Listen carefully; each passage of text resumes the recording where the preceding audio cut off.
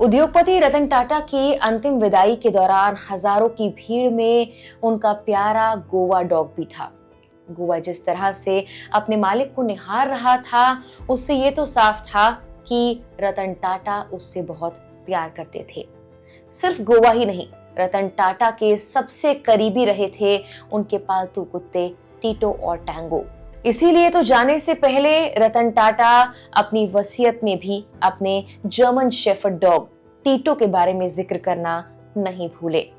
रतन टाटा अपने पीछे करीब 10,000 करोड़ की संपत्ति छोड़ गए हैं, जिसे उन्होंने लागू करने की जिम्मेदारी 4 लोगों में बांटी है। लेकिन जो वो टीटो के लिए कर गए हैं वो आपको भावुक कर देगा।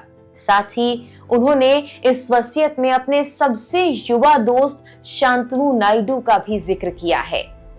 नमस्कार, मेरा नाम है मेघना सचदेवा। आप मुझे देख रहे हैं लोकमत हिंदी पर। टाइम्स ऑफ इंडिया की एक रिपोर्ट के मुताबिक रतन टाटा ने अपनी मौत के बाद अपनी वसीयत में अपने जर्मन शेफर्ड टीटो की असीमित देखभाल की अनुमति देने का प्रावधान किया है। रतन टाटा के पास पहले भी टीटो नाम का एक कुत्ता था जो उनके बहुत करीब था, जिसका हमने शुरुआत में जिक्र किया। लेकिन कुछ वक्त बाद उसका निधन हो गया और अभी 5 से 6 साल पहले की ही बात है। बताया जाता है कि रतन टाटा ने एक कुत्ता गोद लिया और उसका नाम भी रख दिया टीटो।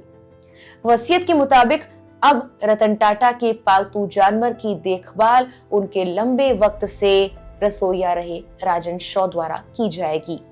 रिपोर्ट्स के मुताबिक वसीयत में उनके बटलर सुबैया के लिए भी प्रावधान है, जिनके साथ उनका 3 दशक का रिश्ता था।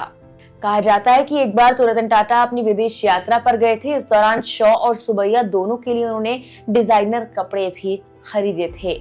रतन टाटा के एग्जीक्यूटिव असिस्टेंट शांतनु नायडू के बारे में तो आपने सुन ही लिया होगा। जब रतन टाटा की अंतिम यात्रा जा रही थी, उस दौरान शांतनु सफेद कुर्ते में सबसे आगे थे। उनका नाम भी इस वसीयत में है।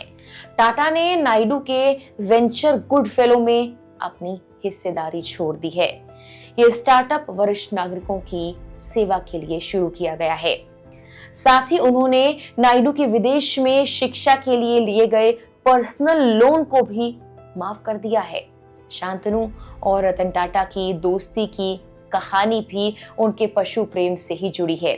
शांतनु को कुत्तों से बहुत प्यार और लगाव है। मुंबई में सड़कों पर लावारिस कुत्तों को हादसों का शिकार होने से बचाने के लिए उन्होंने उनके गले में चमकने वाला पट्टा डालने का अभियान शुरू किया था।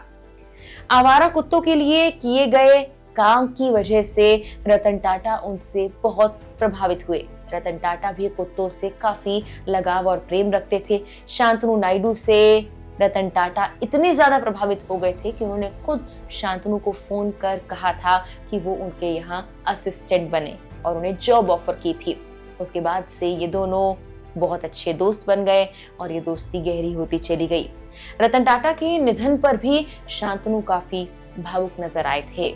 रतन टाटा ने अपनी संपत्ति में अपने फाउंडेशन, भाई जिमी टाटा, सौतेली बहनें शिरीन और डियाना और हाउस स्टाफ और कई और लोगों को भी हिस्सेदार बनाया है।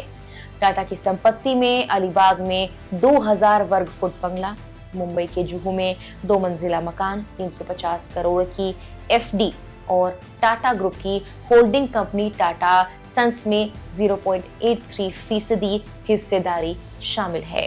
टाटा का 9 अक्टूबर को 85 साल की उम्र में निधन हो गया। उनके सौतेले भाई नोएल टाटा अब टाटा ट्रस्ट के अध्यक्ष बने हैं। फिलहाल के लिए इस वीडियो में इतना ही।